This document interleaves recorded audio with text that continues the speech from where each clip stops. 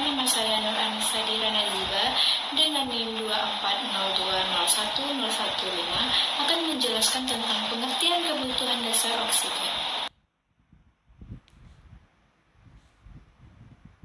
Kebutuhan dasar oksigen adalah kebutuhan fundamental tubuh manusia untuk memperoleh oksigen yang cukup agar dapat menjalankan fungsi-fungsi vital. Oksigen dibutuhkan oleh setiap sel tubuh untuk menghasilkan energi melalui proses metabolisme, terutama dalam bentuk respirasi seluler yang terjadi di mitokondria.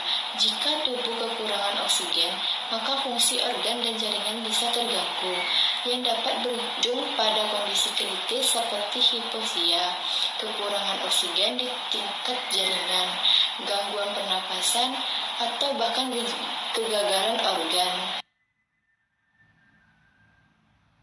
Kebutuhan oksigen melibatkan sistem pernapasan paru-paru, sistem kardiovaskular jantung dan pembuluh darah, serta kemampuan darah untuk mengangkut oksigen menggunakan hemoglobin. Faktor-faktor yang mempengaruhi kebutuhan oksigen seseorang meliputi aktivitas fisik, kondisi kesehatan, lingkungan, serta usia. Misalnya, saat berolahraga, tubuh memerlukan lebih banyak oksigen dibandingkan saat beristirahat. Gejala yang muncul pada orang yang punya masalah kebutuhan oksigen.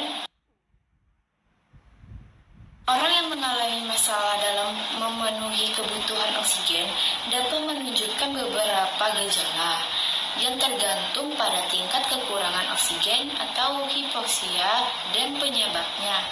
Gejala umum muncul seperti berikut. 1.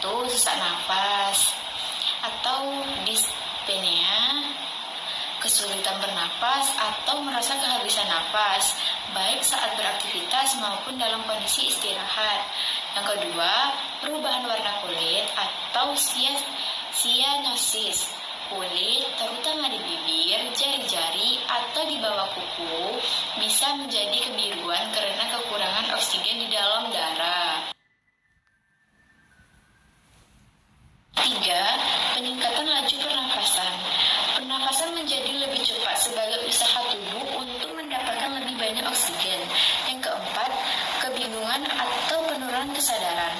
Oksigen yang rendah ke otak dapat menyebabkan kebingungan, pusing, atau bahkan kehilangan kesadaran seperti pingsan. 5. Kelelahan ekstrem. Kekurangan oksigen dapat membuat tubuh melemah dan sangat lelah, bahkan dengan sedikit aktivitas. 6. Detak jantung cepat atau takikardia. Jantung mungkin berdetak lebih cepat sebagai usaha untuk mengompensasikan kekurangan oksigen di tubuh. 7. Nyeri dada. Pada beberapa kasus, terutama jika kekurangan oksigen berkaitan dengan masalah jantung atau paru-paru, nyeri dada bisa muncul. 8. Pusing atau sakit kepala. Ketidakcukupan oksigen di otak dapat menyebabkan pusing dan sakit kepala. 9. Penurunan kemampuan aktivitas atau fisik. Orang yang memiliki masalah oksigen mungkin merasa cepat lelah atau tidak mampu melakukan aktivitas fisik seperti biasanya.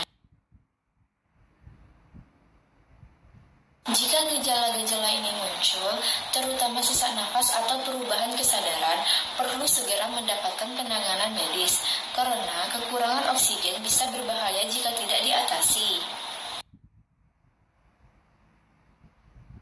Apa tindakan yang bisa perawat lakukan untuk mengatasi jika ada pasien punya keluhan sesak napas, batuk berdahak kental yang sudah dikeluarkan? Jika pasien mengalami sesak napas, batuk berdahak kental yang sulit dikeluarkan, perawat dapat melakukan beberapa tindakan untuk membantu meringankan gejala dan meningkatkan kenyamanan pasien. Tindakan yang bisa dilakukan adalah sebagai berikut. Posisikan pasien dengan tepat. Posisi Fowler atau semi Fowler. Memposisikan pasien dalam posisi duduk atau setengah duduk. Semi Fowler dapat membantu memperbaiki fungsi pernapasan. Posisi ini membantu paru-paru mengembang lebih baik, sehingga oksigen lebih optimal. 2. Beri terapi oksigen. Jika saturasi oksigen pasien rendah memberikan terapi oksigen sesuai instruksi dokter, menggunakan masker, oksigen, atau kanula nasal. Terapi oksigen membantu meningkatkan kadar oksigen dalam darah. 3. Lakukan nebulizer atau inhalasi. Jika tersedia, perawat dapat memberikan terapi nebulizer dengan bronchodilator, misalnya salbutamol, untuk membantu melebarkan saluran pernapasan dan memudahkan keluarnya dahak. 4. Lakukan teknik batuk efektif. Ajarkan pasien cara melakukan batuk yang efektif untuk membantu mengeluarkan dahak. Teknik ini melibatkan pernapasan dalam diikuti dengan batuk yang kuat namun terkontrol, yang membantu mengeluarkan lendir dari saluran napas. Yang kelima, memberikan cairan yang cukup. Pastikan pasien mendapatkan asupan cairan yang cukup melalui oral atau infus jika diperlukan.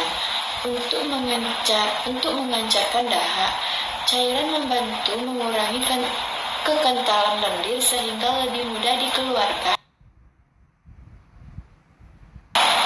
6. Lakukan dryness postural atau fisioterapi dada.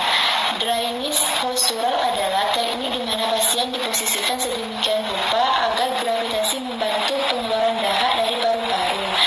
Fisioterapi dada, perkus atau vibrasi pada dada juga bisa membantu melonggarkan lendir di saluran pernapasan. Yang ketujuh, pantau tanda vital. Perawat harus terus memantau tanda vital pasien, tekanan darah, nadi, frekuensi nafas, dan saluran oksigen untuk menilai keparahan kondisi pasien dan menentukan tindakan lebih lanjut. 8. Konsultasi dan pemberian obat yang diresepkan. Pastikan pasien mendapatkan obatan-obatan yang diresepkan oleh dokter, seperti ekspektoran untuk mengencerkan dahak atau bronchodilator. Jika pasien mengeluh sesak napas atau batuk yang semakin parah, perawat harus segera melaporkan kepada dokter. 9. Memberikan dukungan psikologis. Ketika pasien mengalami sesak napas, kecemasan seringkali memperburuk kondisi tersebut. Perawat dapat memberikan dukungan emosional dengan berbicara dengan tenang dan meyakinkan pasien, serta membantu pasien mengontrol napas melalui teknik relaksasi. 10. Kaji kemungkinan penyebab lainnya. Perawat harus terus memantau apakah gejala pasien semakin membaik atau ada gejala lain yang mengarah pada kondisi serius, seperti pneumonia atau eksaserbasi penyakit paru kronis. Ini memerlukan penanganan medis lebih lanjut. 10 tindakan tersebut perlu dilakukan dengan hati-hati dan mengikuti instruksi medis yang tepat untuk memastikan keselamatan pasien. Baiklah, hanya itu yang dapat saya jelaskan. Lebih dan kurang saya mohon maaf. Wabillahi taufiq